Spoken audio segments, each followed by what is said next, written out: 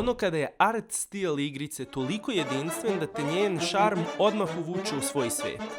Do 2017. godine ljudi nisu ni znali šta je Rubber Hose Animation stil, ali nakon izlaska Cuphead, ljudi su samo o tome pričali. Jedinstveni dizajn igrice je privukao publiku, ali ceo svet koji su kreatori napravili je bilo to što je zadržalo igrače. Fenomenalan spoj muzike, vizualne reprezentacije i naravno preteškog, ali zaraznog gameplaya je doveo do toga da igrica bude komercijalno uspešna, iako je nastala iz veoma malog indie studija koji je u vrhu produkcije brojao samo 16 ljudi. A art department je sam morao da odradi preko 50.000 ručno izrađenih crteža za potrebe animacije u igrici. 9 godina nakon izlaska Cupheada, jedan drugi indie studio je odlučio da primeni istu art direkciju i napravi first person shooter igricu P.I. Mouse for Hire. Zamislite Cuphead, samo da je crno-belo i iz prvog lica.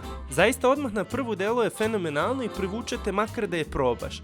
Igrica izlazi danas 16. aprila i cena je samo $30. U eri gde igrice koštaju i po 70, 80, 90 dolara, sjajno je da možemo da podržimo mali indie studio po ovako pristupačnoj ceni.